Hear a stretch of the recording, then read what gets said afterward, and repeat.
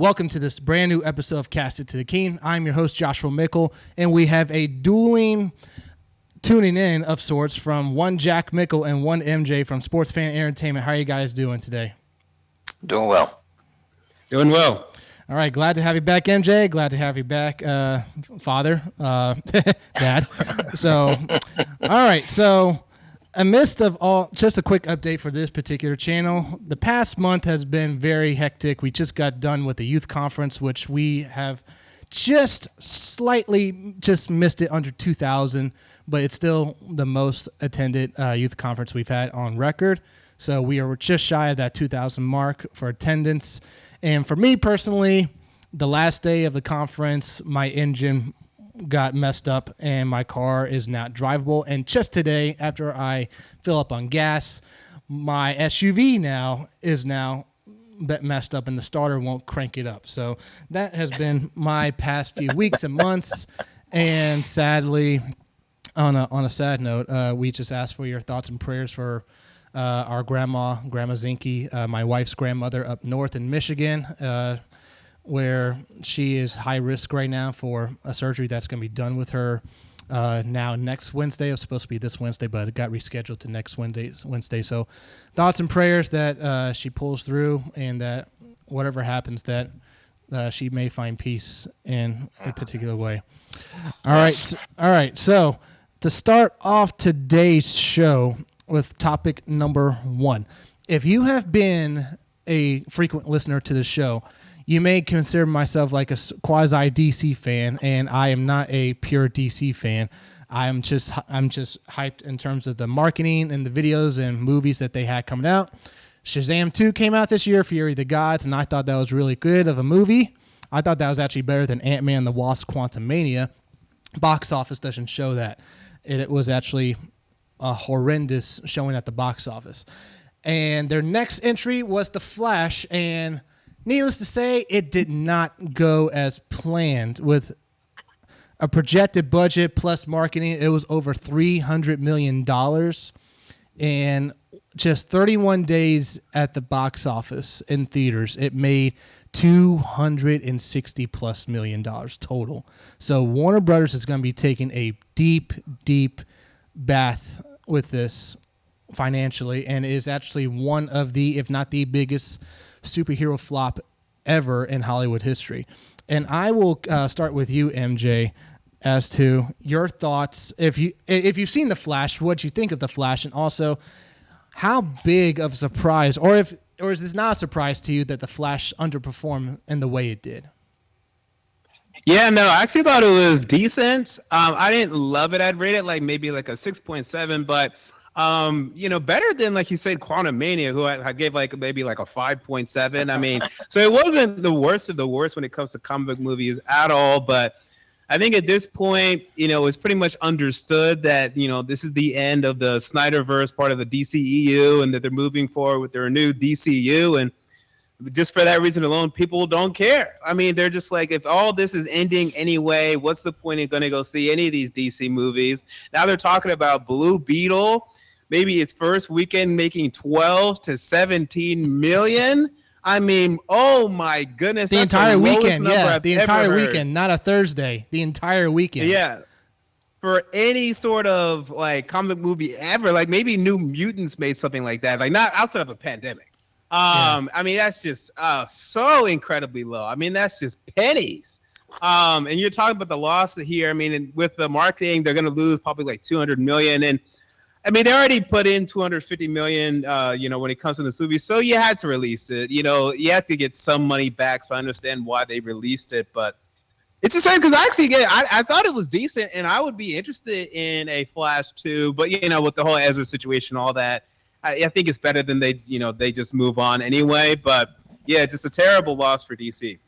All right, what about you, Dad? I'm one of the multi-millions of Americans who did not see The Flash. The reason why is because Ezra, I'm not a big fan of his. I'm just kind of like over. I'm like over this superhero. We got fatigue. I loved Marvel when it was in its, phase 1 and phase 2 and even into phase 3. But right now, the DC, I love the Batman and versus Superman, Justice League. Okay, got it. Aquaman, got it. The Flash, yeah, it just the last couple of years I've been kind of just fatigued about it. Shazam was another one. It's is it the biggest flop ever? I don't know. It's one of the biggest flops when it comes I to would say when it Green comes to Lantern would probably be bigger flop. Green than this Lantern one. adjusted to inflation got more tickets sold than the Flash. But the movie was not good. Green Lantern. No, I agree. was not Yeah, good. Green Lantern was not good of a movie, but The Flash financially, movie was from what I hear decent. But the Green Lantern was not. So anyway, I didn't see it because I'm not a fan of the Flash. Not a fan of Ezra. And DC, I'm not a big fan of. I'm more of a Marvel guy. Unless it's one of the bigger ones, your Batman, your Superman, that kind of thing. But the Flash, I could take a pass on that. Okay, so my thoughts on this, I did see it. I don't know if it was opening weekend or the Tuesday after the opening weekend. So going into it, the marketing I think was spot on, really good. The off-screen stuff when it came to Flash with Ezra Miller, it just got built up for the past few years, and this movie got delayed for X amount of times. This movie was supposed to come out right after Justice League. It was supposed to be its version of Iron Man 3, like the first movie right after your big team ensemble movie in 2018 in March. And that movie it went through directors, it went through writers, it went through multiple changes, multiple regimes, as this movie supposedly had 3 different endings, and the ending that we got was the one that James Gunn requested because he wanted to have no loose threads of connective tissue going forward with that cameo at the end. I went back and watched this digitally, and there are actually, and I did not know this when I first saw the movie, and I didn't even bother looking up articles about it online, but apparently this Flash confirms, like the movie confirms, that the Zack Snyder cut of Justice League, which is 4 hours long, is canon to this DCEU that is coming to an end, but it confirms that movie is canon with 3 separate instances. There's a conversation between Iris West, his love interest, and Barry Allen, who's Ezra Miller, who he plays, talking about how she remembers seeing him earlier, before in a different time. And one of the opening sequences, you had to pause it where Alfred, and this is just no spoiler, like he's about to say baby shower, and you see this bat facility that he's at, and you see the bat tank in the background that Ben Affleck's Batman sports at the end of the crescendo of the Justice League Snyder cut.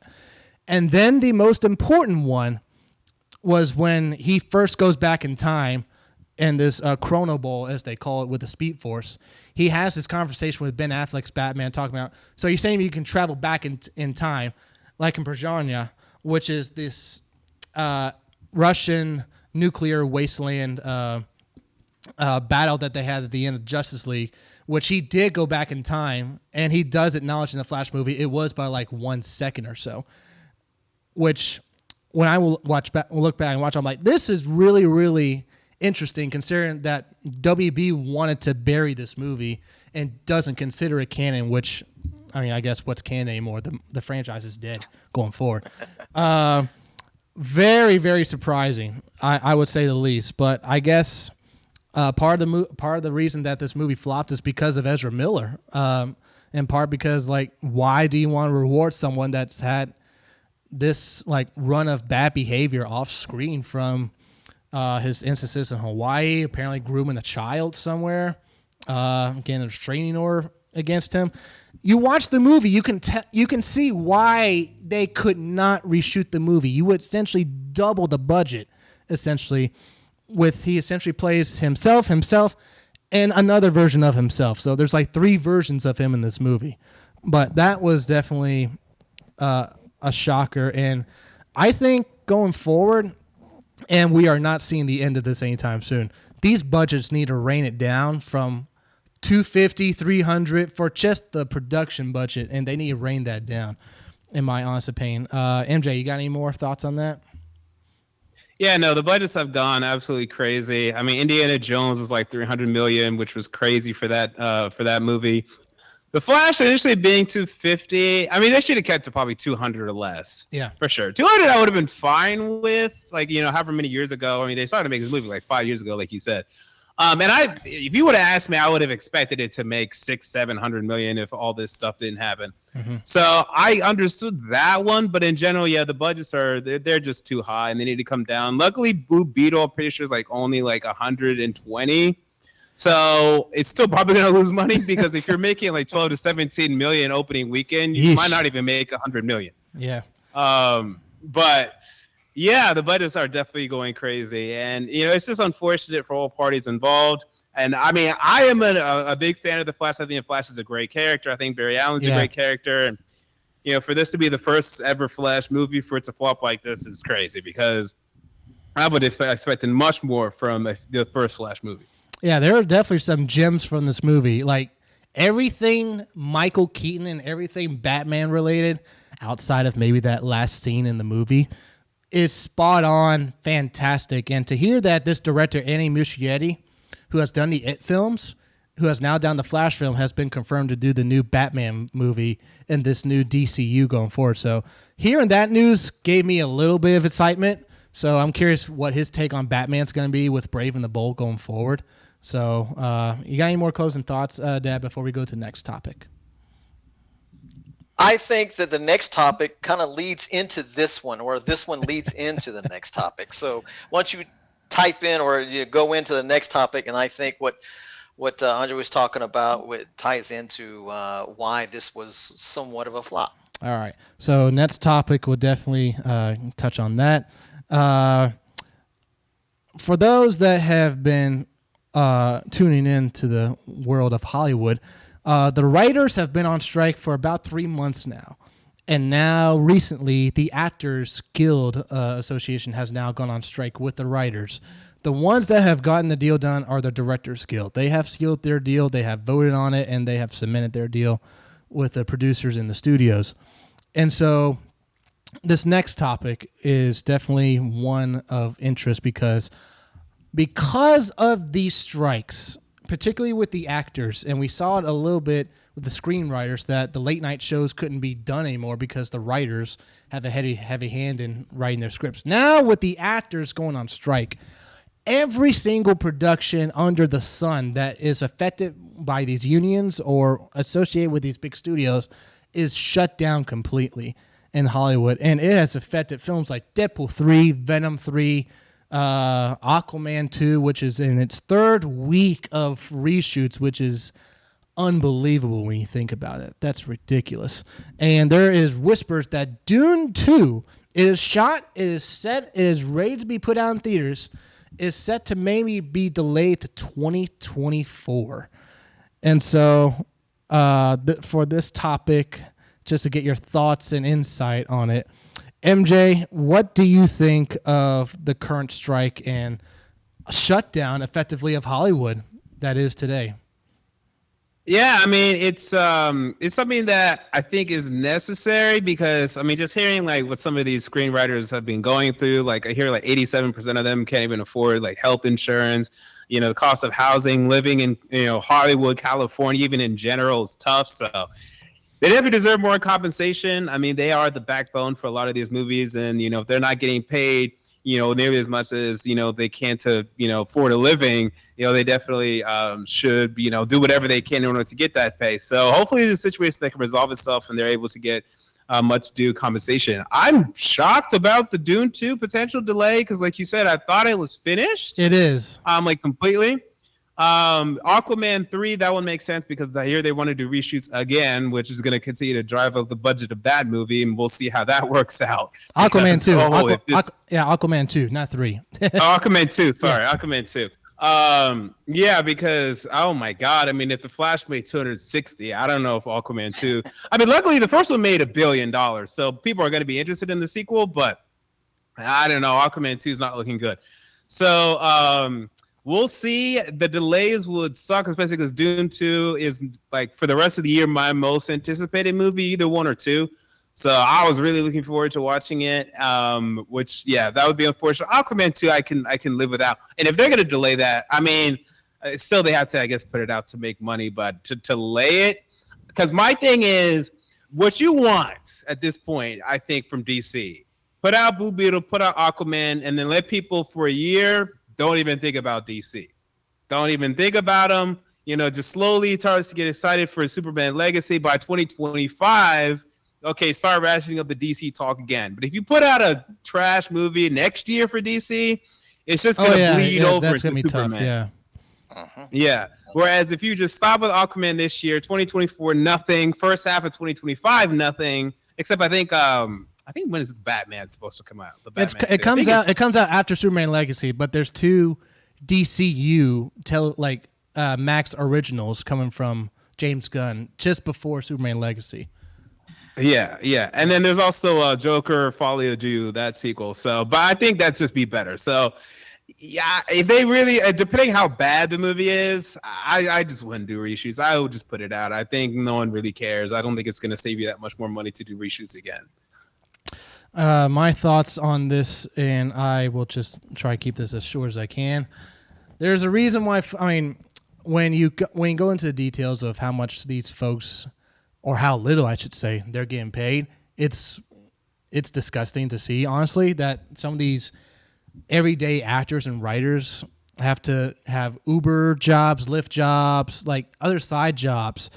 2 things that I really don't like about the actor strike, in particularly the screenwriters I get, but for the actors, when something is currently in production, my one thing, and Tom Cruise almost said something similar, where Tom Cruise was advocating, like, for these upcoming films that are getting released, half the actors still help premiere those movies so they can still get benefits and the financial incentives that they still need in those movies.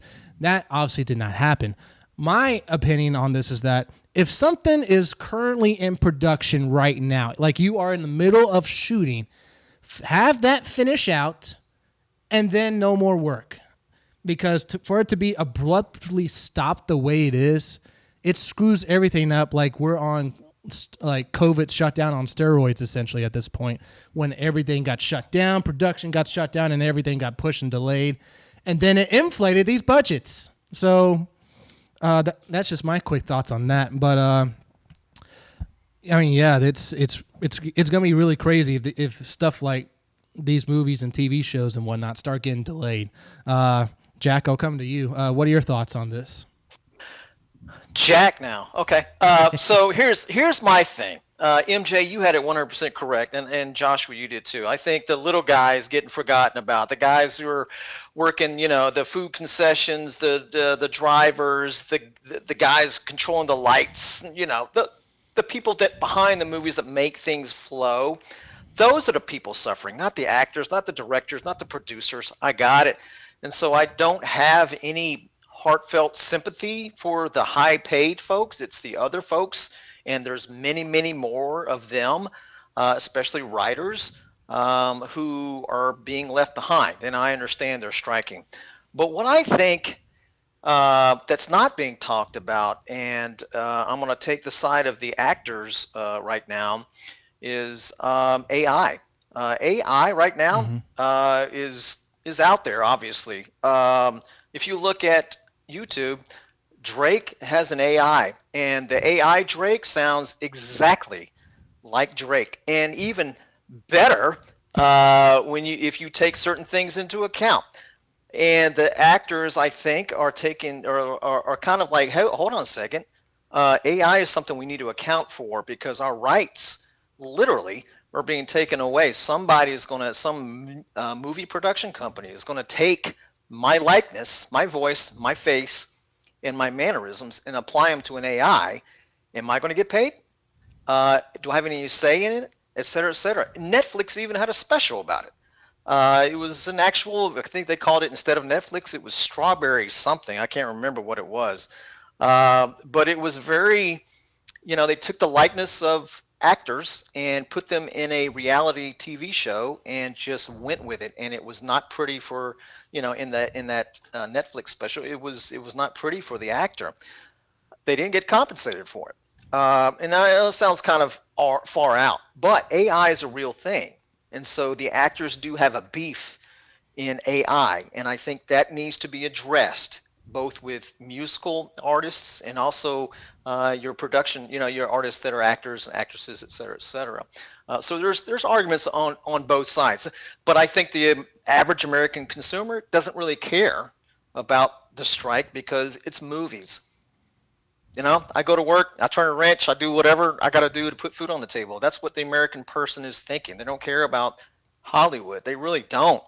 The average American, I'm not saying everybody. So I think the sympathy for the actors is a little bit low or very low. But there's the little people, I shouldn't say little people, but the people that make the wheels turn, really. Those are the ones that are suffering. They're not the high paid people. So I feel for them, obviously. I wish they'd move out of California, maybe go to Texas, go somewhere where it's a little bit cheaper, and probably you could make a living a little bit better. But that's a story for another time. So as far as Dune, love Dune, man. I hate that these things that I love are going to be delayed, but I understand why. You know what I mean? So that's just my take on the whole situation.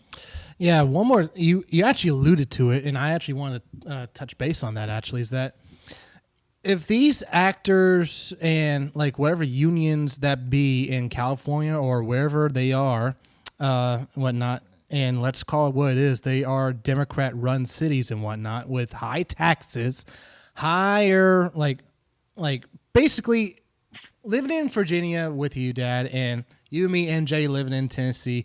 It is like our way of living, we would have to do double in order to live out there in California or up there in New York City.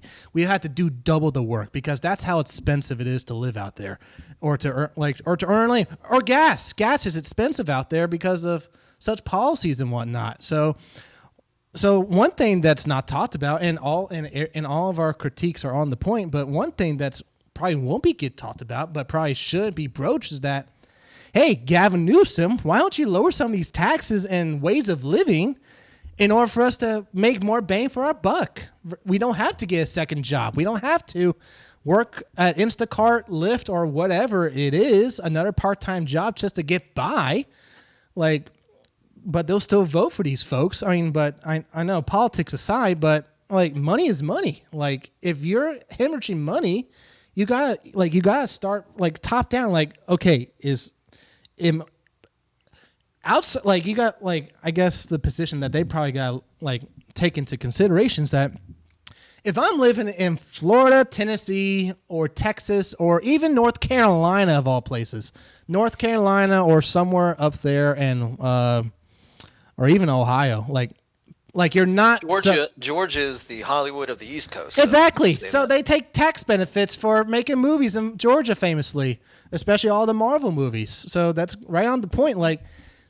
They get away from Hollywood because it's so expensive. So that's something that needs to be broached about. If the standard of living is so low in Hollywood, in particular in California, up there in San Francisco or New York City, then these politics of who you elect need to be looked at. But I mean, again, politics. Well, that's politics. I think that the ultimate vote is going to be you vote with your dollar. You vote. If the consumer likes what Hollywood is producing, by all means, they're gonna spend their money on it. I mean, Marvel was a supreme reaction to that. Everybody loved Marvel at that time. It was something that it was new. It was fantastic. It was this, that, and the other, and they spent their money on it. It was a good product. But lately, sometimes I wonder if Hollywood writers, they're just rehashing things. They're not coming up with hardly anything new. And I think that I shouldn't say voter, I'm sorry, the movie goer,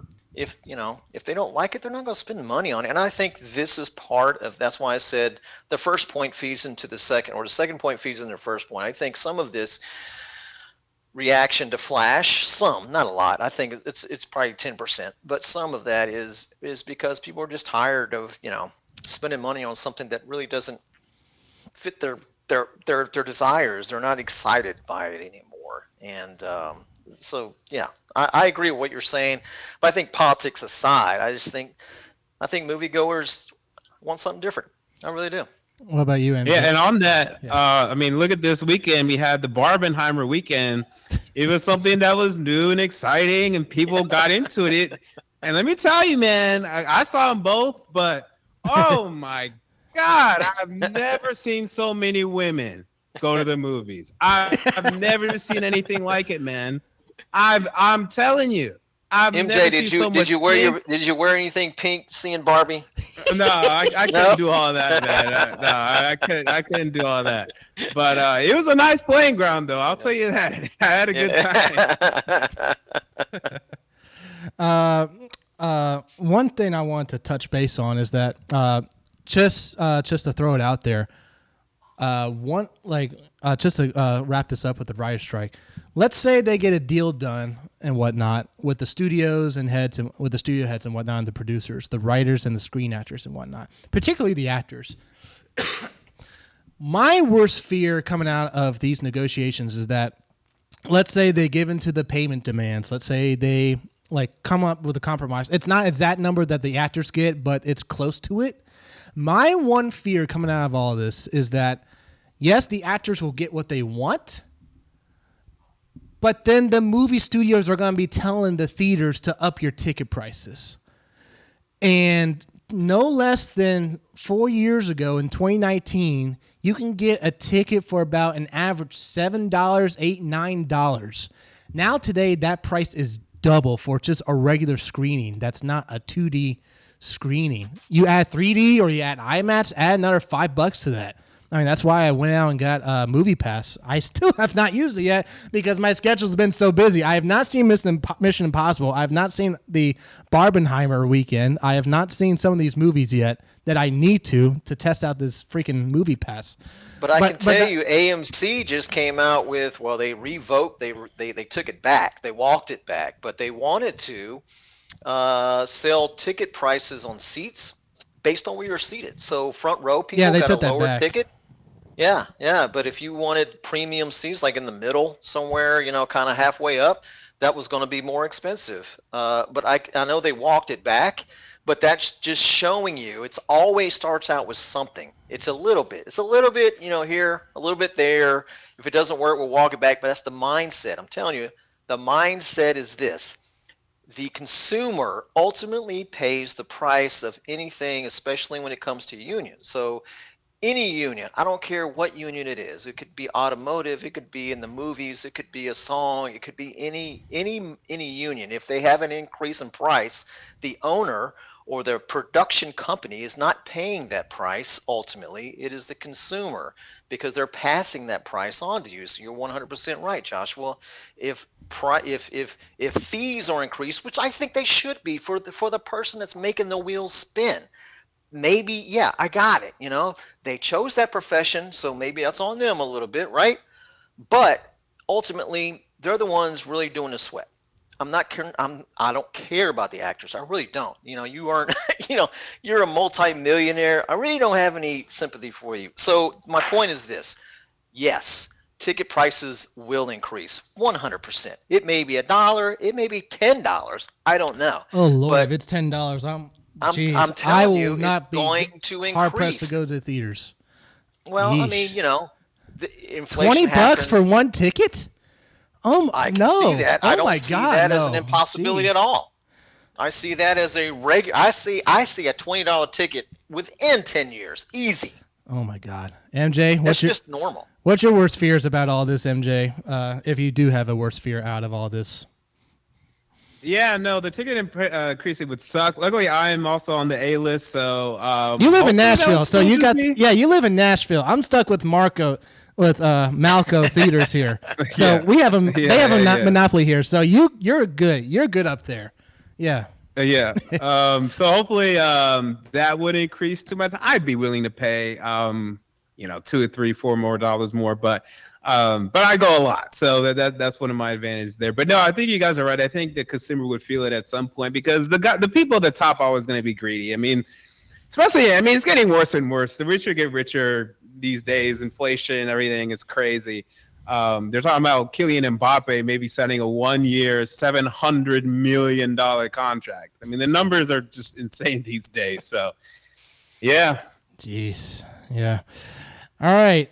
On some good news, on some lighthearted news outside of that. One of the films before it shut down and getting a lot of social media hype is Deadpool 3 and the yellow spandex that was revealed from Hugh Jackman, one Wolverine, and boy, does he look good right next to Deadpool right there. And one of the set photos that leaked online, I mean, not leaked, they actually posted it online, is the 20th Century Fox in the Ruins logo, which if these leaks that have been coming out from Screen Junkie, I think it was Screen Junkie that reported like a whole movie plot leak or something, that what we see right here is the void from Loki, where it's the end of time, everything that's discarded gets sent there, and that Deadpool and Wolverine somehow get sent here. So if 70% of these I don't know how much you two have read up on such leaks and whatnot, but but for me personally, if 70% of these leaks are true, this is going to be personally my top tier favorite MCU movie ever. Like, No Way Home, I love you. With Tobey Maguire, Andrew Garfield, I love you. But have a seat. It will not come close to what Deadpool has in store. So, MJ, I'll start with you on this. First, what do you think of the set photos? And two, what do you think, if any, do you buy with the leaks of the plot? Yeah, no, I mean, you're absolutely right. The set photos look great. Hugh Jackman looks absolutely great in the Wolverine costume. Nice to see a good comics accurate Wolverine costume for once. And it definitely looks like this would be essentially Deadpool kills the Fox universe, which is going to be, hilarious in a lot of ways. There's a lot of fun things that they can do with that. And yeah, I've heard some of the supposed cameos. I'm sure there's going to be a lot from the previous X-Men films and then maybe even beyond that. So I think it's going to be a lot of fun, and it's going to be a great way to transition Deadpool being in the MCU, as well as eventually transitioning to the X-Men as well. What about you, Dad? What do you think? No, I agree 100% with MJ is saying that, but I think Deadpool is one of those things where people are. That's the thing.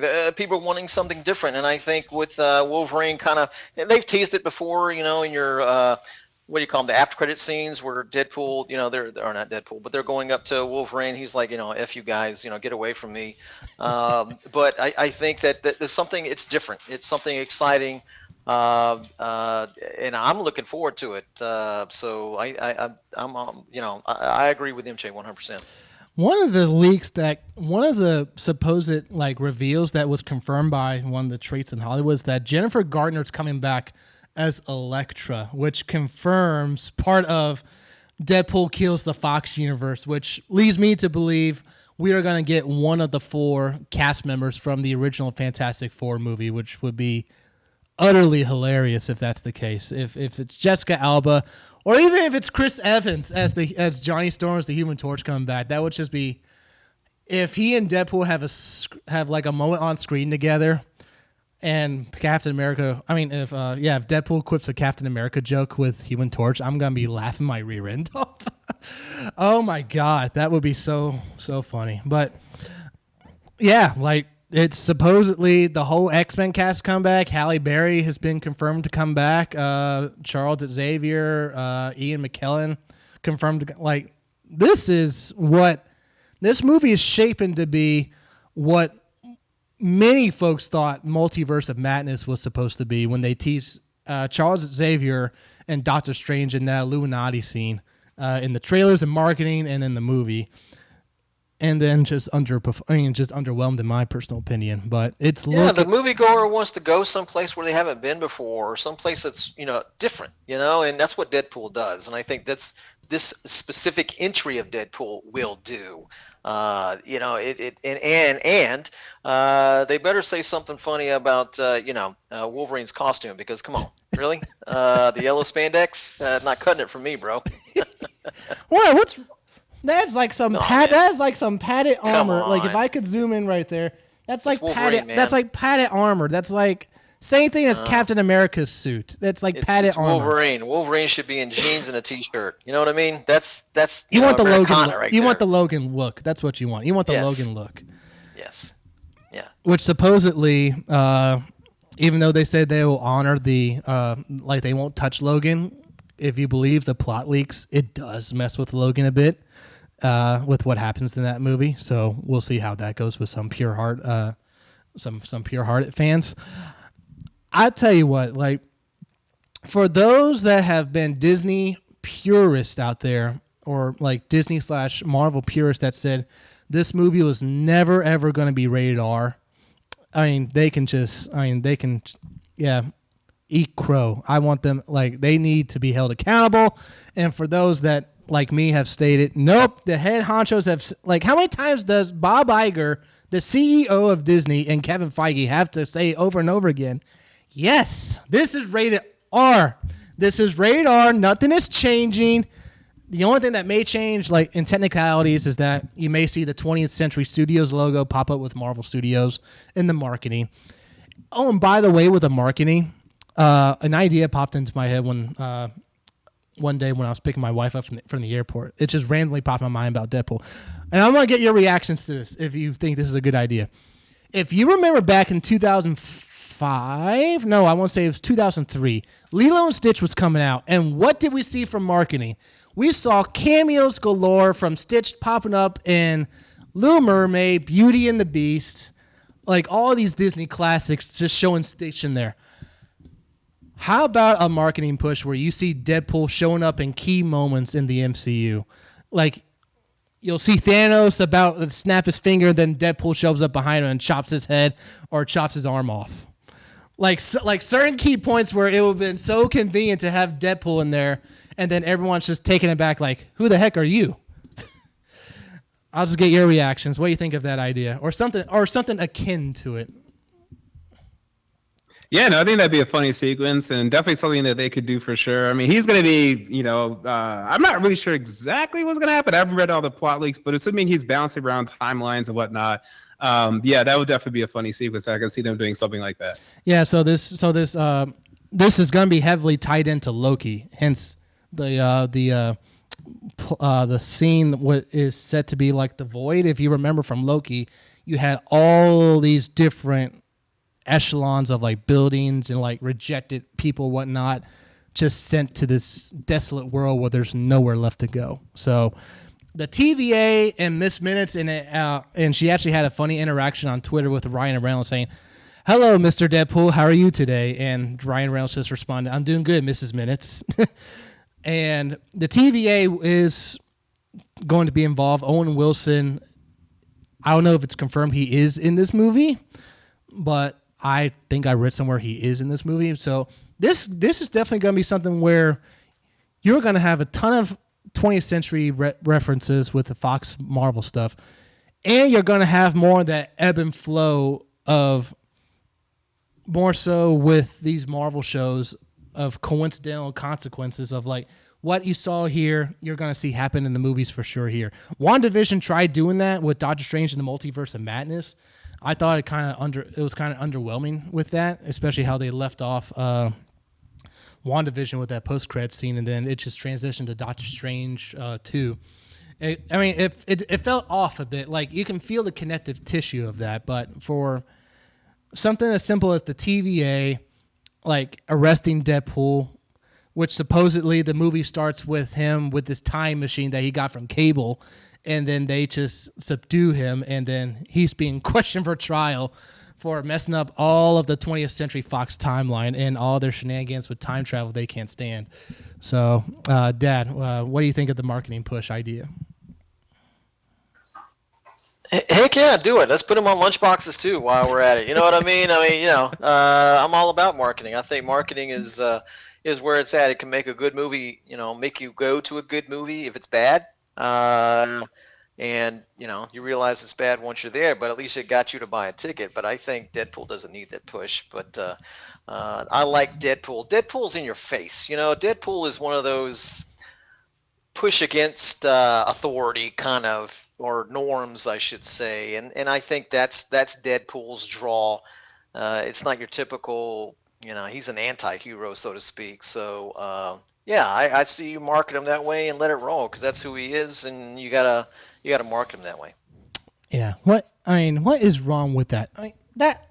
I would just look. I stared at this photo, like zoomed in, all over the place with this photo. It is just amazing to see Hugh Jack, because when Logan ended, the only thing that we were robbed as diehard fans is that he was not wearing the yellow costume. And then when he was announced as Wolverine again in Deadpool 3, it's like he's got to come back in the yellow spandex, even if it's just like a quick 2-second scene of him wearing the suit. Like just a quick 2-second scene of that. He has to wear, and it looks like he will be wearing it for the good duration of the movie.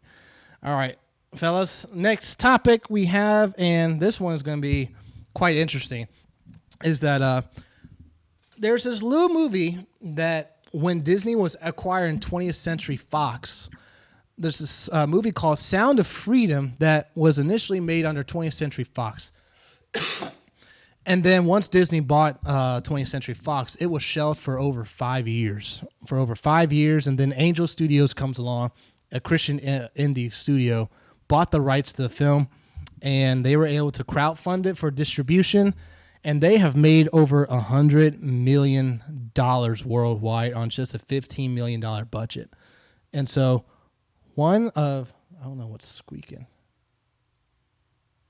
Oh, something's outside. All right, so one of the things I want to discuss with this topic is that, is there a place in today's movie-going experience for movies such as this? Because one of the things out for this writer's strike that not a lot of people are talking about is that Anne Hathaway and Matthew McConaughey have two low-budget, like outside of big studios, like your Universals, your Disneys, and your Warner Brothers. They have two films going on right now simultaneously, and they're still able to do their jobs.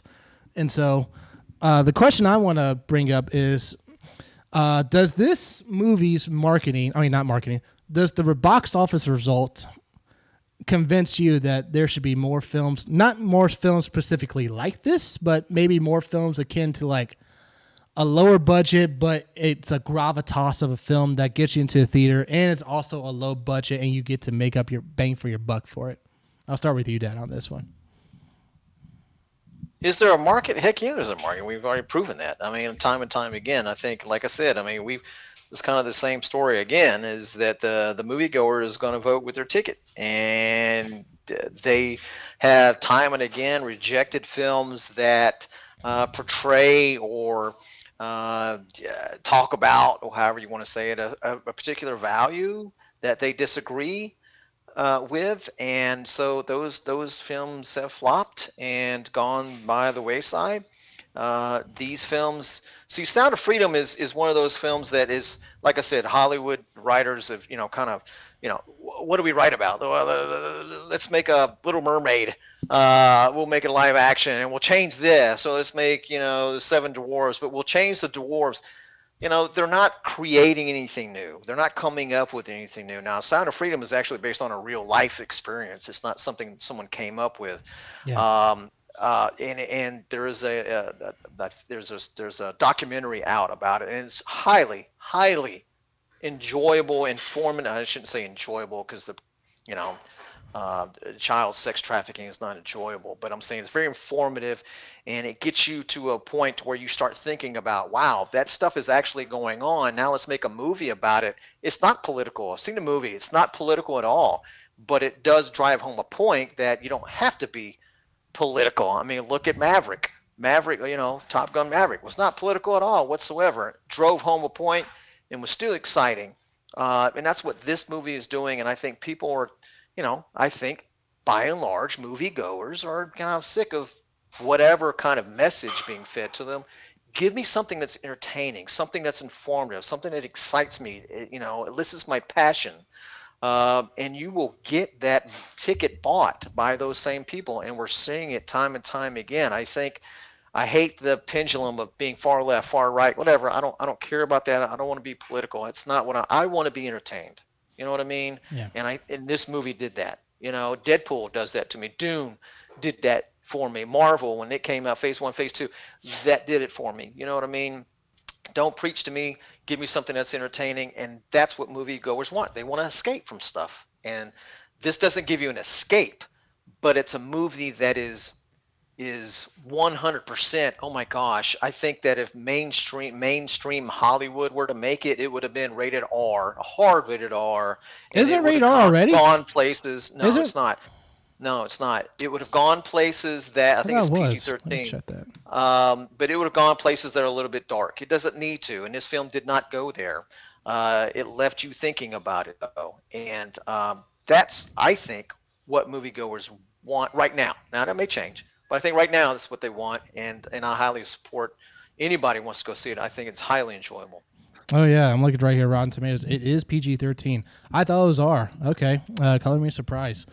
One thing I will touch base before I swing it to you, NJ, is that the studio here, I have seen this studio on my social media for the past 3 years about them making this David animation biblical movie, and they got apparently like behind the scenes stuff with the folks that made some of the famous Disney animated films with Tangled, Wreck-It Ralph, Prince of Egypt, a whole bunch of other Disney animated films and Disney musicals that they brought onto this project, and they've been crowdfunding this thing.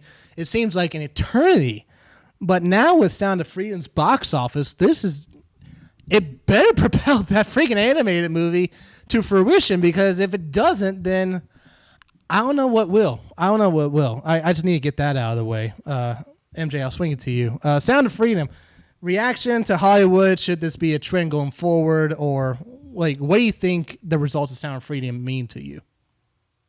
Yeah, I mean, it's like we mentioned earlier, the budgets have just gone absolutely insane. And then here it's a $15 million budget. You have one main big actor in Jim Caviezel, who, I mean, he hasn't made any big movies lately. People know who he is, though, so you have like a recognizable face there. And then you're able to, cast some lower actors, people that are trying to prove themselves in other roles. There's no crazy, I mean, I haven't watched it yet, but there's no crazy CGI, I'm assuming. So it's very much so a grounded movie, realistic, I'm sure easy to shoot. Probably didn't take long, didn't take much editing.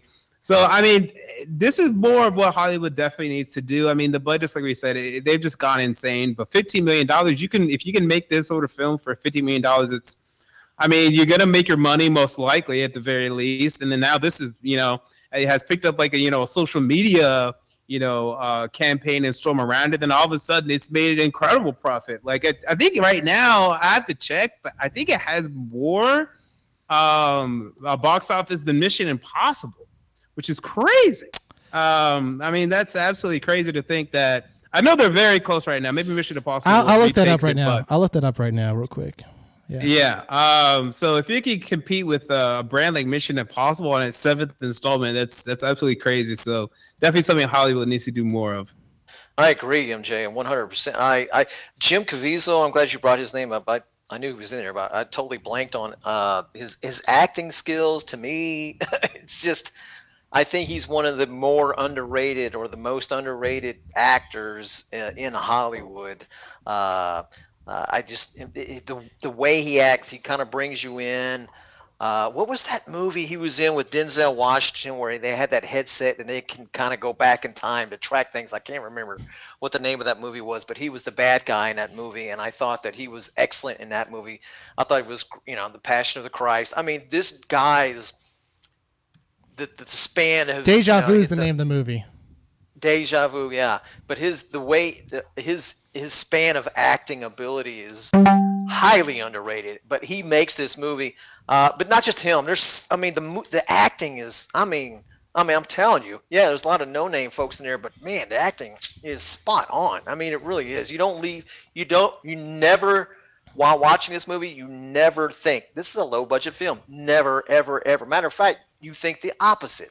And you don't think that, hey, I'm sitting here for, 90 minutes, 120 minutes, whatever it is, and I'm like, man, I wish this movie would end. You never think that, ever. And that's why this when a movie could take you there where you kind of just lose space and time, you're just focused on the screen, that's a good movie. And this is what this movie does that. And I'm not saying this type of movie. I'm talking about just this particular movie. I don't think Hollywood needs to do, Sound of Freedom 1, 2, 3, and 4. I think that Hollywood needs to do movies that just take you there and you focus on the screen and you lose everything else, and you're just focused on the screen. That's what they need to do, and you can do that without spending hundreds of millions of dollars if you're creative. Yeah. And you're willing to do. You know what I mean? You're committed to it.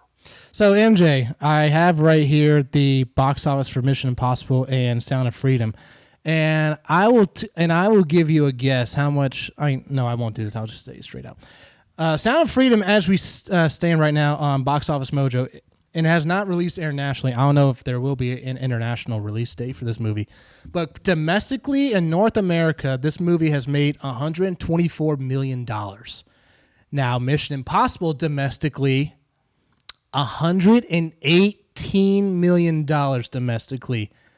So when you said that, MJ, I had to quickly look that up. That is unbelievable. That is unbelievable to tell. I would have never in a million years. Let me look up. That. I'm going to look up Indiana Jones just for humor. And I love Mission Impossible. I'm a Mission Impossible fan. I love them.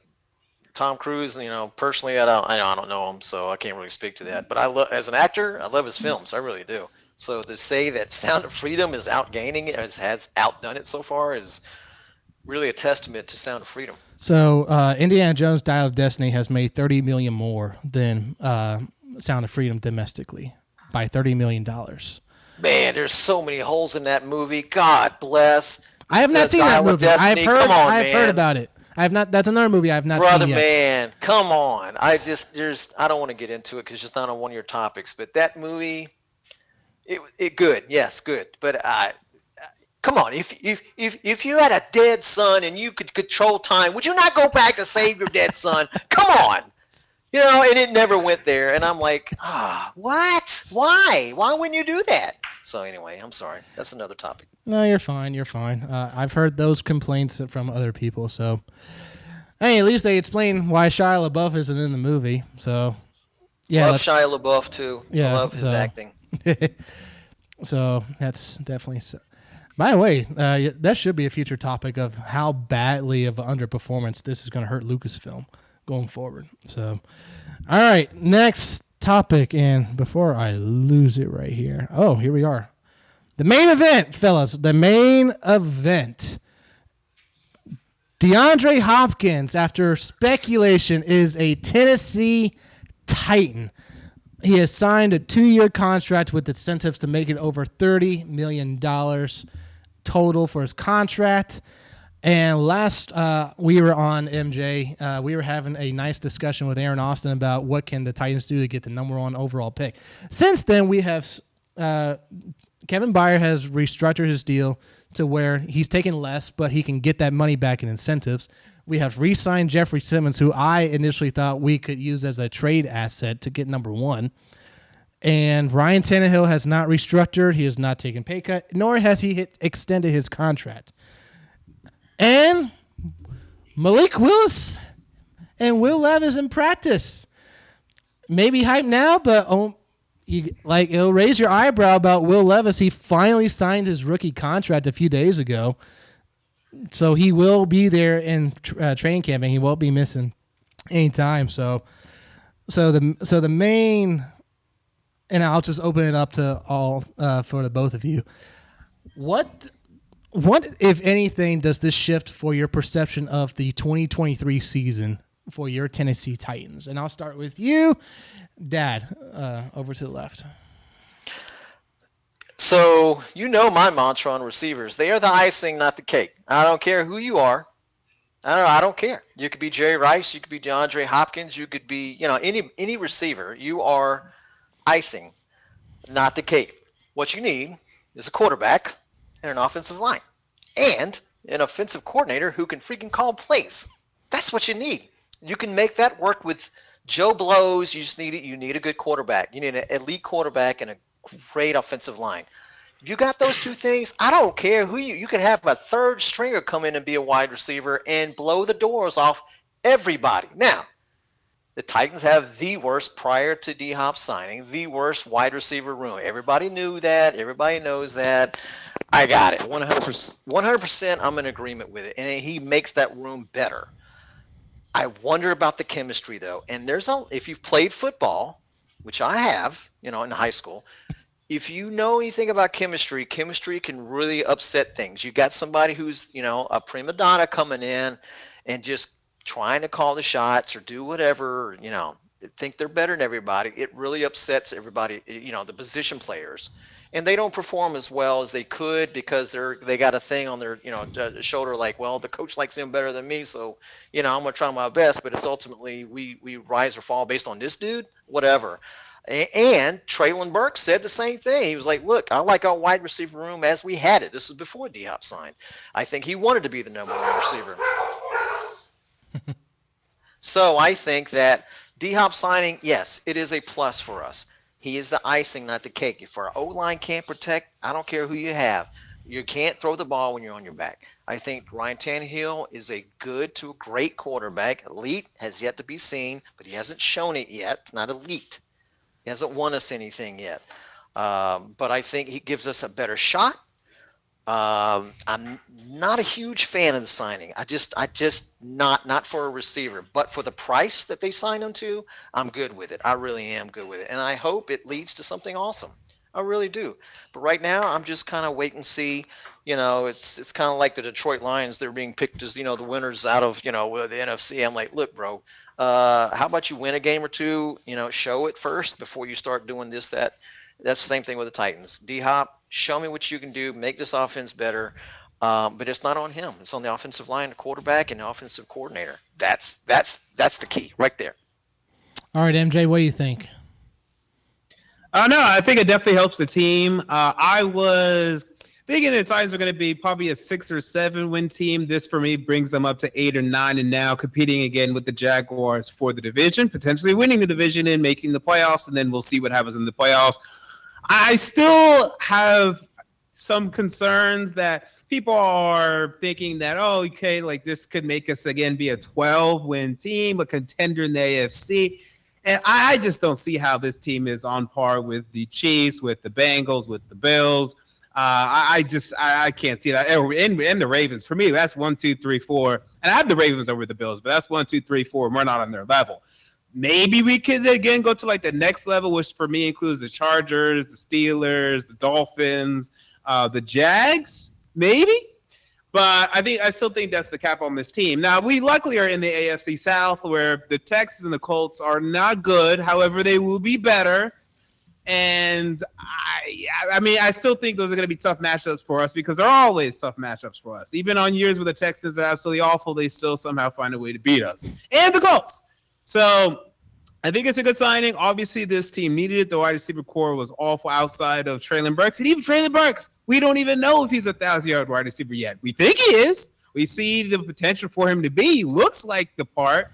But I did a Baltimore Ravens preview today, and I mentioned Rashad Bateman, who, this is a guy that the Ravens have expected to pop off, a first-round pick in his own right, and he hasn't done anything. They had to bring in Odell.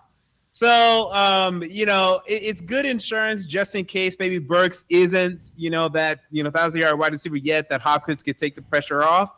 He is 31, so he is getting up there in age, and not many wide receivers over that age produced last season. The only one that really did was Keenan Allen.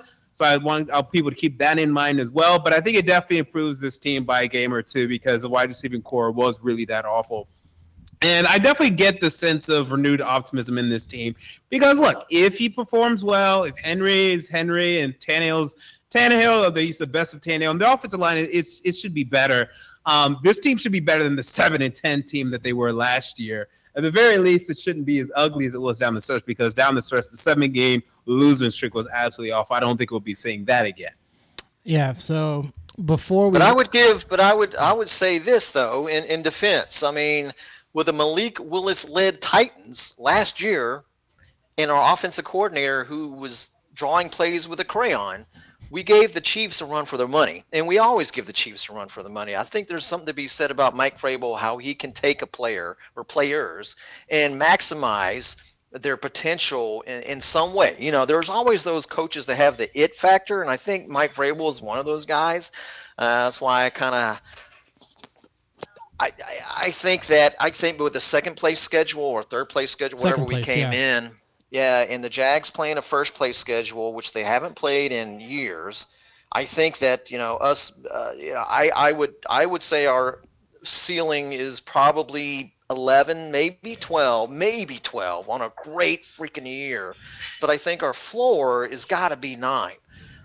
With the players we have, with the coaches we have, the changes we've made, I think that a 9 to 12 win season is not out of the cards. I really don't. I'm not a fan of the Jags at all. I really don't. I think that I love Doug Peterson. I think he's a great coach, but I don't think that perennially they're going to be a contender. I just don't see it. I really don't. I'm not a fan of and again, that's me being me. I love the Titans and I hate the Jags. I hate the Jags. Only team I hate worse, or the teams I hate worse, are Steelers and the Ravens. But I just don't see the Jags being a perennial contender. I think this year is the year for the Titans. Outside of this year, I don't know. I am not a Will Levis fan. I am not. I'm a Malik Willis fan. I hope he does well. I hope he earns a starting job next year, but not a Will Levis fan at all. So before we started this podcast, it was the injury report, the injury report for our team just released. 2 expected, Caleb Farley and now Dylan Radins will be missing training camp. But one additional name that I've never heard of made the cut. So just seeing that just irked me a bit with this training staff, that I'm like, we need to have, like, starting this whenever training camp starts, we need to have a weekly injury update. Like, anytime you see an injury report, just have the DJ machine cue that injury sound effect. Just going nuts right now. So that irked me a bit before we came on to the show. I'm like, before I read the article, I'm like, you've got to be kidding me. We got injured players already. And it's like, oh, it's these 2. So before DeAndre Hopkins, Dad, we actually did an episode talking about how we think before the draft or before free agency that we wanted to blow it up, essentially see what we got with Malik, and if not, you're drafting Caleb Williams or that North Carolina quarterback in next year's draft. They wanted to have the best of both worlds, so they drafted Will Levis. They got their future, and they want to try to compete now. And the DeAndre Hopkins certainly helps. This duo between Treylon Burks and D-Hop looks a bit more enticing than A.J. Brown and Julio Jones did in 2021. And when they were both on the field, we averaged at least 4 touchdowns a game, which is a far cry from what we had last year, which is about 17 points a game we average. So if it can generate 2 more touchdowns on the board and we're 28 points averaging a game, that's an easy 8-9 wins right there.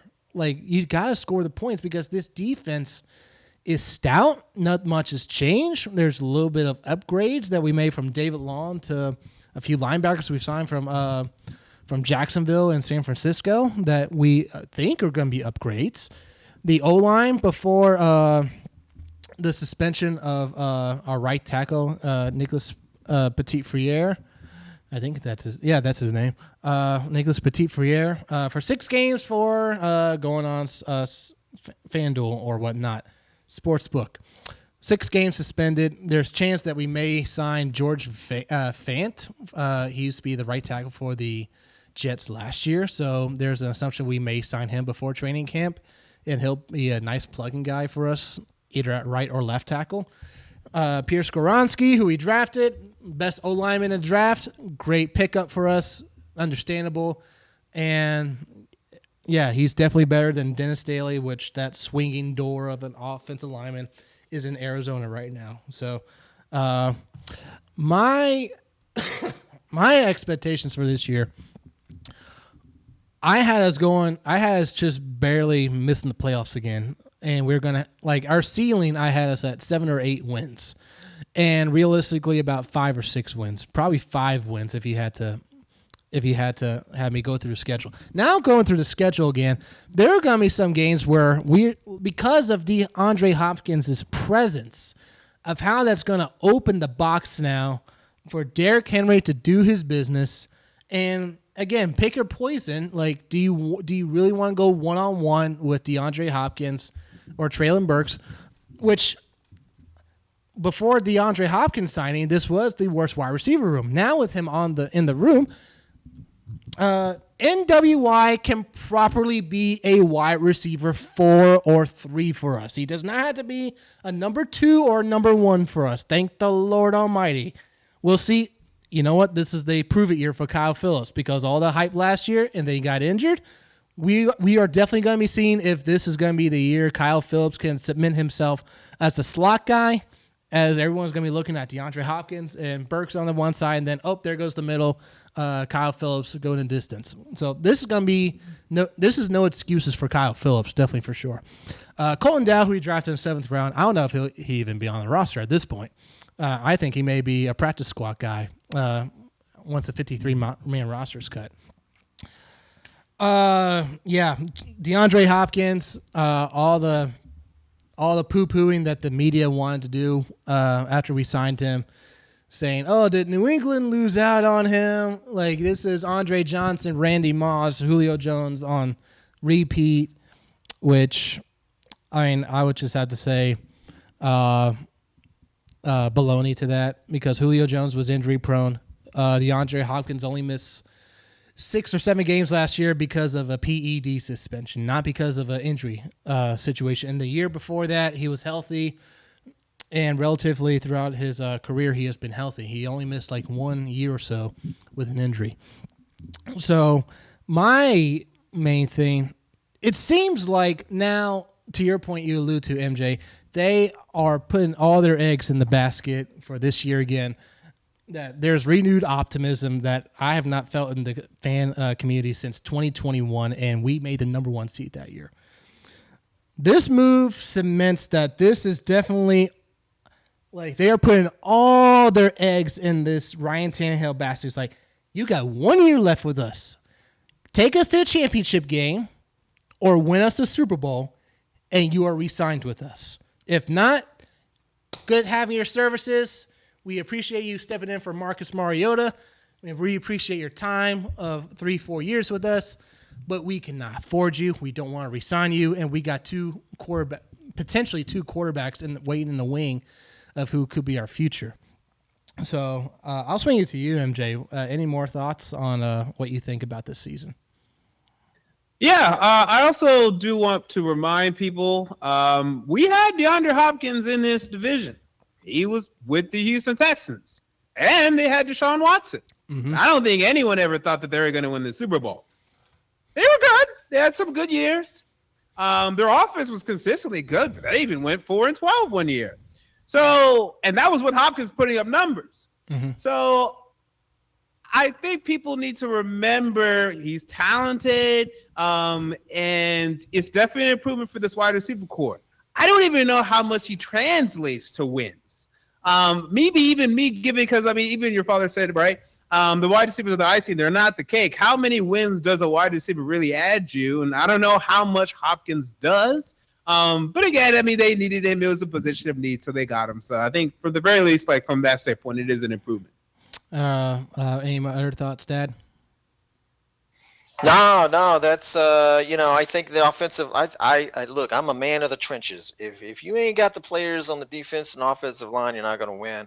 They overhauled that offensive line and they have also not just George Fant. They got that guy Dillard. What's his name? Chris Hubbard from Cleveland. Not, he's not a star or anything like that, but they're bringing in offensive line talent to at least, if nothing, at least be, depth, so we don't have the revolving door that was Daly on the left tackle spot. If you look at some of his plays, oh my gosh, Josh, you could be a better left tackle than him. And I swear to goodness gracious, I am not kidding. That dude was just standing there multiple plays.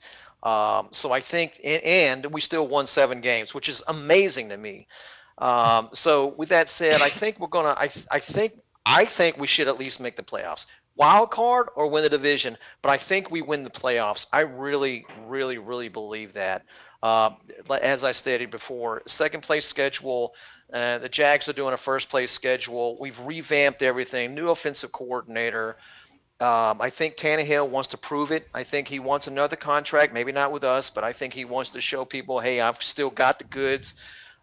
Defenses still have to plan for D-Hop. Maybe that gives Traylon Burks a little bit of running room there. And obviously they don't stack 12 men in a down box because, we didn't have any receivers.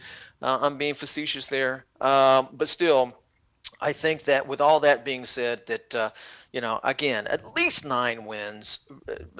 Probably realistically, I would have put a pin in it. I would say 10 wins. 10-7 should be our record next year. And I think that's at least good enough for a wild card.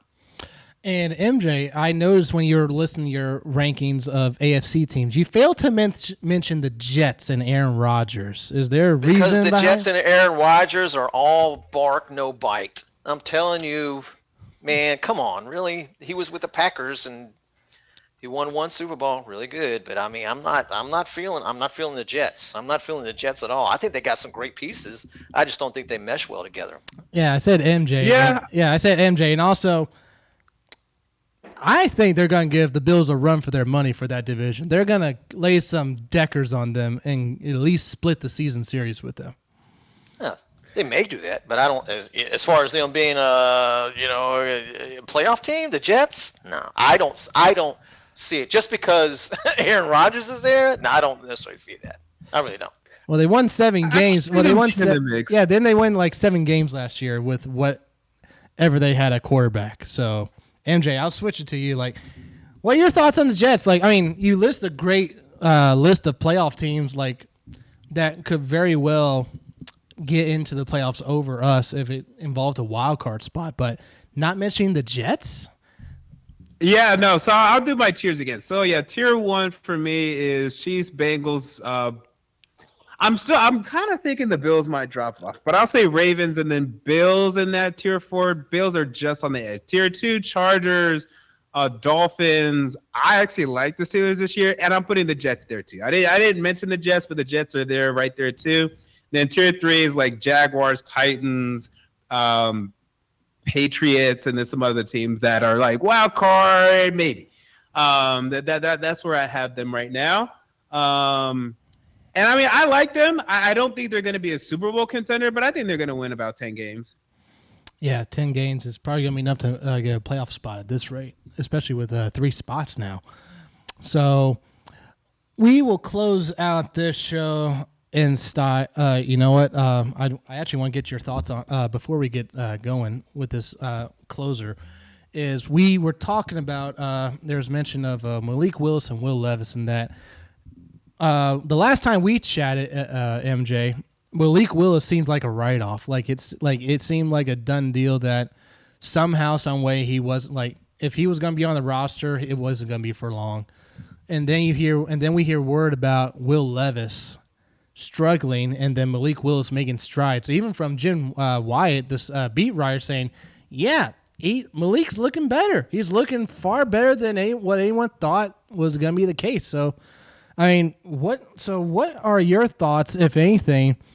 Do you think this is going to be dragged into 2024? And what does that, if golly, what will your reaction be if Malik Willis is QB1 over Will Levis in 2024? Well, I think we are in a situation now that we can have 3 quarterbacks that will be the case. Now, Jim Wyatt, who's plugged in, doesn't think that's going to be the case, which concerns me because if anyone would know, it'd be him. But at the very least, you have to move Malik Willis for something. Don't just cut him because I think you can get something for him if you're going to move on from him. But now, I mean, if he still is showing the signs, you can't get rid of him. And then could he beat him out in 2024? I mean, I don't care. I know some people would be upset because they would be like, well, we spent a second on Will. I'm like, well, we spent a third on Malik. What the hell's the difference? I mean, yeah, second round's higher. Just start whoever's better. I mean, I think we can all agree on that. I don't think the Redskins are crying, the Redskins at the time, that they eventually started Kirk over RG3. Kirk was better than RG3. And they were better off for the next N years with Kirk until they moved on from Kirk. And we'll see how that's worked out for them. So just start the better guy. I don't care where you were drafted. If the guy, that was drafted with the lower draft capital is playing better, play him. All right, Dad, what do you think? Truer words have never been spoken. Whoever can win you games, that's who you put. And then I'm telling you, Malik should be playing better. Because Will Levis never played an NFL snap. Malik has. So, he should know the offense. He should know the speed of the NFL game, how vastly different it is from college. So he should be. I mean, I'd be surprised and quite frankly scared for Malik if he wasn't doing better than Will Levis right now. Because he should be doing better than Will Levis right now. So, but we'll see how it goes, preseason and all that. I mean, Will Levis is not the second coming of, Jesus Christ. So I'm not holding out hope that he's the next Peyton Manning or anything like that. Will Levis is my guy. But again, I agree, MJ. Whoever can win me games, I don't care who it is. It could be 4'5", short person out of Utah State can come in and play quarterback. If he's winning me games, that's who I want to play for my team. So I'll just reiterate some of my thoughts on this is that for Rand Carthon's sake and Mike Vrabel's sake, it better be Will Levis. It better be Will Levis for their sake, or else this is going to be the ultimate egg on face scenario where you spent a second-round pick that could have been another weapon for this offense or another O-line or a better defensive player for Mike Vrabel's defense. I disagree with that. I don't think it has anything to do with that. I do think that it speaks to Malik's character, though. It does seem from the outside looking in that the coaching staff didn't necessarily want him. You bring in Josh Jobs, that's kind of like a slap in the face. I got it. But I don't think this has anything to do with Rand or Mike Vrabel and Will versus Malik. I don't think that at all. I think that whoever, we've been saying, whoever can win you games, that's who you put in there. And if, maybe sometimes you draft somebody to put a fire on somebody else. It happens to quarterbacks all the time, so you got a starting quarterback in there. Hell, Ryan is our starting quarterback. We drafted 2 quarterbacks 2 separate years. Should have lit the fire under him, to do better. Sometimes you draft a player because you see the talent, but also, hey, maybe it challenges because competition makes you better. Maybe it'll challenge that person to go to another level. I think Will Levis being drafted has made Malik better.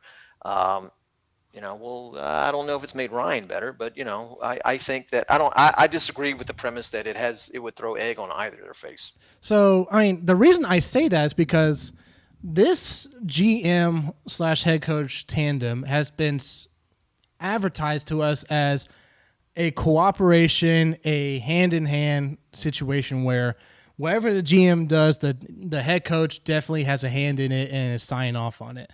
So when I say egg on face is that we had the situation that happened last year with Josh Dobbs coming in and usurping Malik Willis only after one game realistically because Mike Vrabel was actually, if you remember that press conference after the Chargers game when he was in there for a bit before Ryan Tannehill came back, being carted off, which he should have never been back on the field, he was actually saying Malik Willis was adjusting to the flow of the game really well. So you're just curious, what happens if Malik started the rest of the game? But realistically, he only got benched after one bad game versus Houston, and then it just left me as a realist fan, it just left me a bit dumbfounded of he's a rookie. You didn't expect him to start right away, and right now you just needed to win one more game. Josh Dobbs, honestly, when you look at the score, made no difference because we still didn't score more than 17 points with him at quarterback. Yes, he may have moved our offense better. And the only reason he was brought in is because that same terminology from Todd Downing of whatever terminology that offense is, he had from Cleveland. Todd Downing was there for a bit in Cleveland, and Josh Dobbs knew that speak. And one thing, you mentioned, and you said this, Dad, and I heard this from a whole bunch of other folks that say, oh, Will Levis isn't doing well because he doesn't know the offense. Malik knows the offense. I rebuke that wholeheartedly because if this is the same offense, did we not fire Todd Downing? Is Tim Kelly the OC?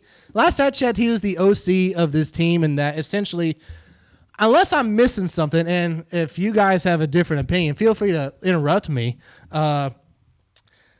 All three of these quarterbacks are learning a new offense, are they not? They're not. There may be new wrinkles, but the terminology, whenever they install a new offense, there's only so many plays you can run, right? It's the terminology that trips people up because they have different names, different calls, different play sets. That's what they have to, the quarterback really has to learn all over again. But Tim Kelly's essentially taking the same terminology, maybe adding a little bit here and there. But the wrinkle is the fact that he's throwing in maybe instead of having three receivers on the right side, maybe we're running something else different. The way we line up, the way we motion, the way that kind of stuff. So, but the terminology, how you call in the plays, should be the same or roughly the same. So they're not learning new terminology. Yeah, also remember that Tim Kelly was the passing game coordinator last season. So, he's most likely using the same terminologies as last season. Schematically, there will be some things that are different too. Like, I think he's going to run maybe some more West Coast stuff. So I would expect that. But Malik Willis having a year in the system and also having worked with Tim Kelly, that definitely gives him a leg up. Yeah. All right, fellas, we are going to close this out in style, and they have just revealed last night, or when this podcast goes up, this revealed Sunday night, the Oilers jersey reveal. I have not seen your personal reaction, MJ, and I'll probably get to that later, but my reaction to these, by the way, the video that they cut in their video department, fantastic editing and fantastic filmography here. And they actually included in there, rightfully so, thankfully, the Tennessee Oilers patch in some of their shots.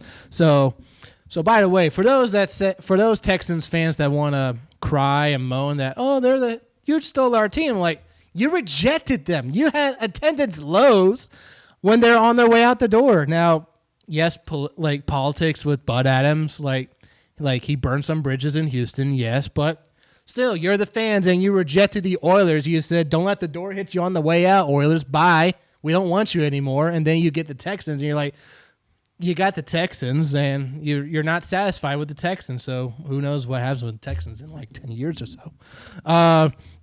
The jersey reveal for, I want to see if I can try. Yeah, there we go. So for this particular look, not much has changed, if anything, outside of modern stitching and modern jersey technology. And I know, Dad, we had to talk about this, that you are the biggest fan of these classic Houston Oilers jerseys. These are not the Tennessee Oilers jerseys, just to be technical with this. So my thoughts on this is that when they were doing the advertising of like the oil dripping onto the light blue Titans jersey, I was beginning to have a little bit of glimmer of hope that they would do a throwback Houston Oilers jersey, but modernize it in a way to where you have some things that are new, but it'll still pay homage and respect the past of Houston Oilers. They did not do that. Helmet looks the same, which I didn't expect much to change from that. Jersey, the number font's the same. The numbers is on the sleeve and not the shoulder. I'm not a fan of that. But yeah, Derrick Henry looks good in that. I mean, he does look good. Like just him and Earl Campbell wearing the Oilers jersey. So, Dad, you are the biggest fan. I'll kick it to you. What did you think of the jersey reveal? Well, in your description, you said not much has changed from the helmet, not much has changed from the jersey. You can't improve upon perfection. I mean, that jersey, people used to rail about or praise the Chargers baby blues back, when Drew Brees was playing, and they would bring that out as a Phillip throwback. Rivers, The Chargers baby blues were the best looking jerseys ever, and I'm like, okay, that is a nice looking jersey, but this, the Houston Oilers jersey and the scheme, their colors, everything about that uniform, freaking fantastic. There is nothing wrong with that. It is traditional, but yet it's beautiful. It's beautiful. I can't say enough about it. I wish the Tennessee Titans were that color scheme, the number font, the helmet, everything. I can't be a fan of the number font. It's bland. What? It's standard. It's not bland. It's a standard number font, man. That's just me. I like the unique cursive numbers. You want old UCLA back in the mid 2000s kind of jersey numbers. No, I don't. Jeez, I don't want that. That's classic. That's classic. It's beautiful. It's timeless. You wouldn't have to change that ever, because it would hold through the test of time. The only standing I see with this jersey is that when you say it stands the test of time, you don't need to change it. Is like the Raiders jersey, but the Raiders jersey is standard black jersey, silver pants, black and white stripes down the pants, and that's it. Yeah, boring. That's how I feel about the Oilers jersey a bit. There's nothing boring about it. It's a bit You got the blue boring. jersey, you got the white pants. You can have the blue pants and the white jersey. You can have all blue. You can have all white. There's nothing boring about it. It's a good jersey, but I think they could have done better. That's just my personal thought. MJ, what do you think about it? I mean, yeah, they're the throwback Oilers jersey. The only real difference is that it's tighter and slightly modernized. I am a fan of the jersey. I don't love the pants. That's my one problem. I don't like the white pants with the red stripes down the line. I don't like that aspect of it. I might not even go with no stripes, though, bro. Have you seen the blue pants? But I have not. I have to look at that after. The blue pants are sharp. I'm telling you, that whole unit. I saw Warren Moon in the Oilers play in the Astrodome, 1993. That was the year I think it was 93. 93. They lost to the Chiefs in the playoffs. Yep. Joe Montana. Yeah, that was the year we should. Oh God, don't bring that up, Jack. But anyway, I saw them in person, and it's a beautiful sight to behold. It really was. But yeah, they were. I think when we were with them, they had the blue and the white pants. But I'm telling you, all blue. Those blue pants, MJ, they look nice. You need to look them up. I'm telling you, you would change your mind. All right, I'll look them up. Those pants, anyway. Yeah. So.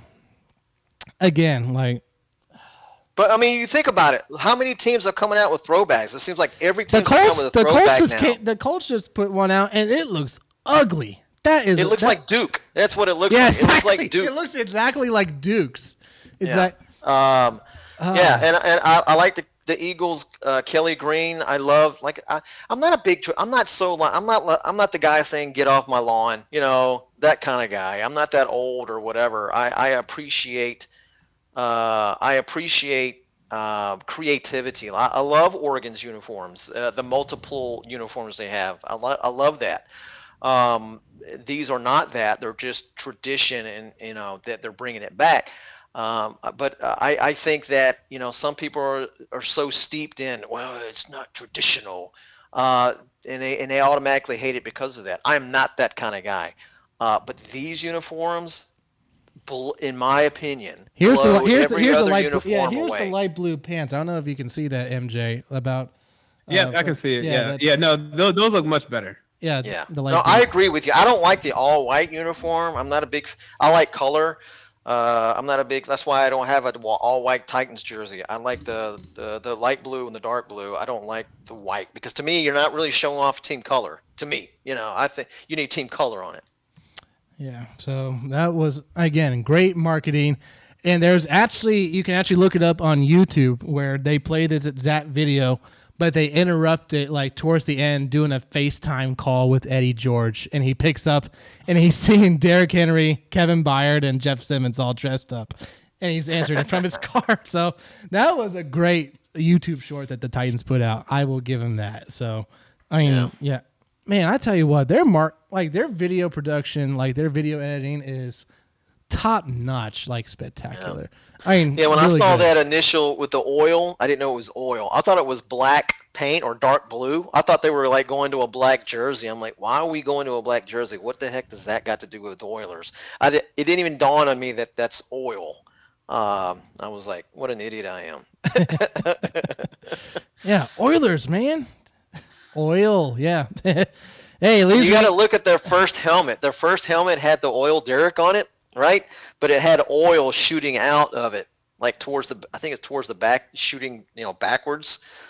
which was kind of an odd look. But that was the very first Houston Oiler helmet, was the oil derrick and the oil shooting out of it, which is kind of funny. That's not what we wore during our AFL years. I mean, during the 2009 AFL jersey. Yeah, that was strictly for when they entered the league. That was their promotional helmet that they came up with. Yeah. So it has been confirmed that with these new jerseys, throwbacks, it confirms two things. Our alternate light blue jerseys we will not be wearing at all this year. And it also How do you know that? I think Jim Wyatt reported it for the Titans with the jersey reveal. So I love that jersey. So yeah. 2008 when they switched it to light blue top, navy blue bottom. I'm a big fan of that. I'm such a big fan of that.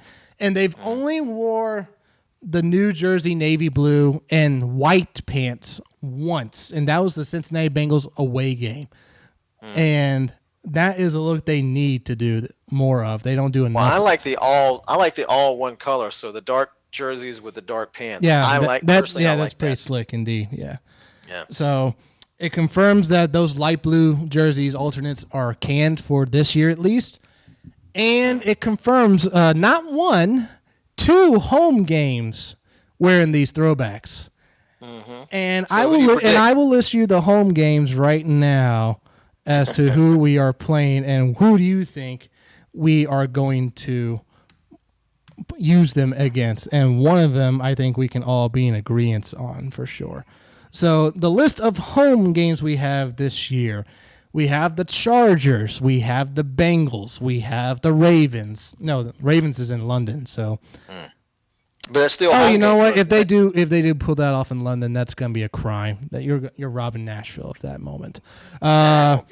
Falcons at home, and then you got the Panthers at home, and then you got the Seahawks at home, and then you have our three divisional games: Indy, Houston, and Jacksonville. So I will start with you, MJ. What are of those home games do you think we are going to be sporting those classics? Well, one natural one would be against Houston. That is something that I could definitely see them doing. It would make a lot of sense, so I'd look out for that.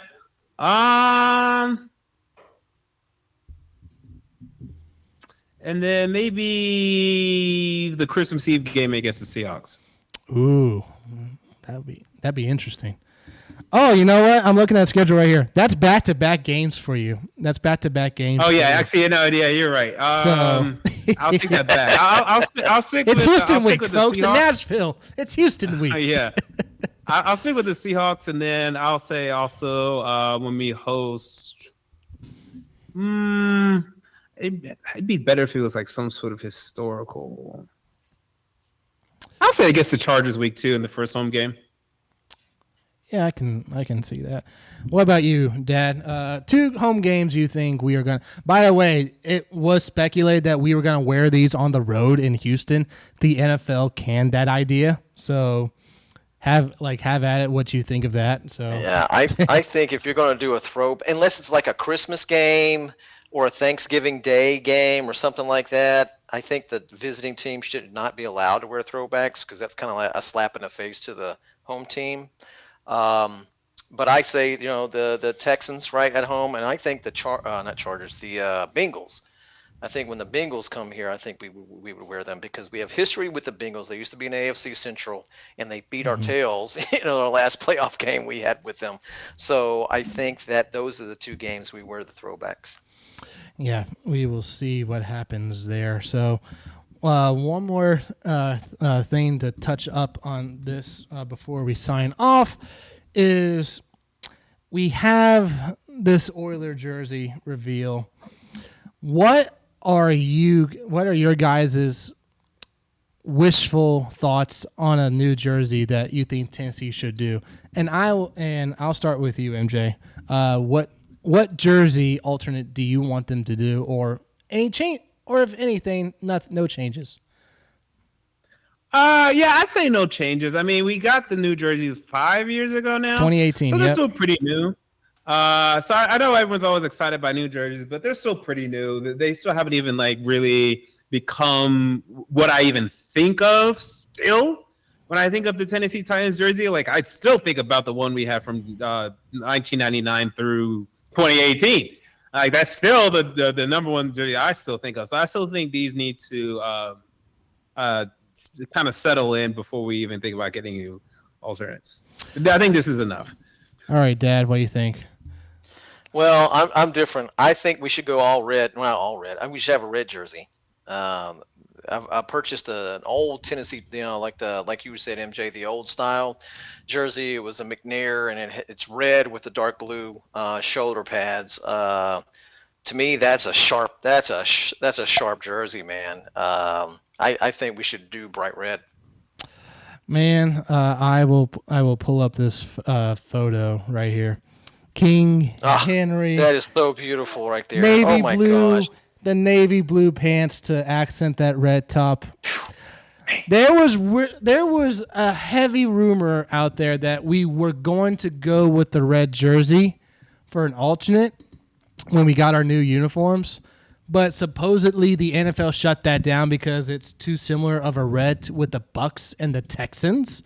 So take that what you will. If that is the case, that is outright stupid right there. I don't get it. So the Bengals orange and the Browns orange are very similar, but yet they don't say nothing about their colors. I don't get it. Man, that would just look good. And and one more thing I will touch on, MJ, before we sign off, is the last time we talked, me and Aaron Austin were tarring and feathering you with your Lakers.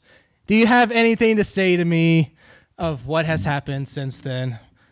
Feel free right now. You have the platform if you want to. Wait a minute. The Lakers beat the Grizzlies. What are you talking about? Yeah, MJ is a Laker fan. He's a Laker fan. That's what I'm saying. But you're acting like he's got to prove himself. I mean, I'm saying like we tarred and feathered him the last time he was on the show because the Lakers are out of the playoff picture. Okay, so it's his turn to kind of get you. Okay, got it. I'm sorry. If you have the floor, MJ, just lay it on me if you want to. I would, but we got swept, so I don't really have much to talk about anyway. But yeah, never underestimate my Lakers, and we're gonna be back next year and competing. So I hope you guys are ready.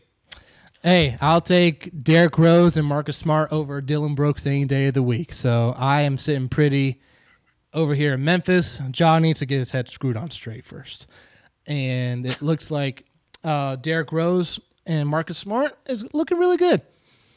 So, man, who is our rookie? Like, our second-round draft pick really popped in the summer league, and he was supposed to be a top 15 pick in this year's draft. And that if he does anything, a scintilla of what Desmond Bane's doing, then we should just make a statue of our GM right now. Because if he nails on our second round pick, I think his name's Gigi. Gigi is his name. Out of South Carolina, it was supposed to be a top 15 pick. We grabbed him at pick 45. He's wearing jersey 45 to represent that. So if we nail on that second round, again, ifs. I'll tell you what, if Gigi nails it out, like if he sparks for us, we need to seriously put into consideration building a statue of our general manager, Zach Kleiman, right now, because he has taken what was supposed to be what Orlando and Chicago and all these teams have done with rebuilds for 5+ years. He has done with the Grizzlies within 1 or 2 years of a rebuild, from grit and grind to now the new 2.0 grit and grind. Again, I'm still butthurt over the Lakers series. Dylan Brooks. Oh my! Thank God Dylan Brooks is not with us. Every time y'all left him wide open for good reason, and he would just brick shots. So when I heard he signed with Houston, and then even better, we traded him to Houston, and he signed for $10 more million for $90 million. I'm like, good. We ain't paying that money for $90 million. Go kick rocks over there in Houston, man. So thank God Dylan Brooks is gone. Jeez. That's like the win of the offseason for me as a Grizzly fan. Dylan Brooks is gone. He's gone. Like, if it would suck if Ja Morant did something bad or like anything else bad, or if he was suspended for the year or he was traded to another team, that would be really bad. But it wouldn't be as great news as Dylan Brooks being gone from our Grizzlies team. So, that was definitely surprising. I didn't think you guys were going to be swept by the Nuggets. That was the shocker to me. But I think it was game 2 that Jokic just made that crazy 3-pointer over Anthony Davis. And then he did a crazy 3-pointer over LeBron in game 4. I'm like, that's when you just throw your hands up in the air. It's like, you can't defend that.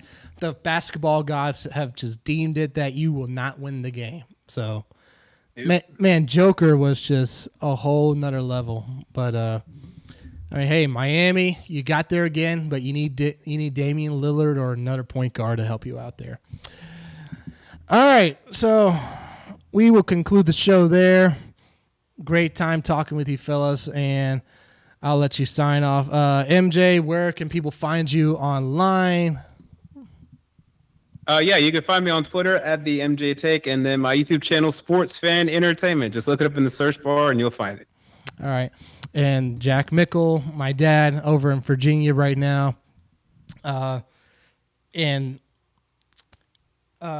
Me, first and foremost, Joshua Mickle, the host of the show. Sponsored by nobody. So this is full-on, full-fledged. Like, I literally put together this show, like, the last 30 minutes because of what happened with my house. Did you just say first and foremost Jack Mickle or Joshua Mickle? Yeah, because I'm the host. Yeah, okay. That's very humble of you, by the way. Yeah, so...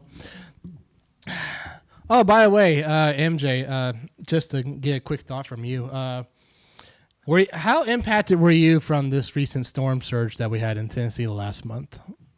No damage? It's been crazy, but yeah, no damage for me. I'm in an apartment complex though, so I don't have to worry about it. But yeah. Yeah, so we had a couple trees, like branches down our backyard, and then when we were gone from Michigan last week, it was half of our tree in our front yard got downed. So we had to cut that tree up completely because it would have been leaning over towards our neighbor's house. So, all right, so we will sign off there today. This is Jack Mickle, my father. This is MJ from Sports Fan Entertainment. And yours truly, this is Joshua Mickle from Cast It to the King over on Kick It to the King Productions. And before we sign off, again, I feel like we're doing this over and over again. Thank you so much to this awesome crowd that supports this show and this YouTube channel since 2011, as we have officially crossed 10,000 subscribers on this YouTube channel, which I had no inkling of belief that would happen on this YouTube channel, if at all, when I first started this thing. So to all that have contributed, to Zach, to Mark Siebling, to Aaron Austin, to Donovan, to you, MJ, to you, Dad, to everyone else in Virginia, here in Arlington and Memphis and Nashville and anywhere else, you have made a big impact on this YouTube channel. So again, thank you for your great support, and thank you for subscribing and still watching these videos. And until next time, this is MJ, Jack Mickle, my dad, and Joshua Mickle signing off.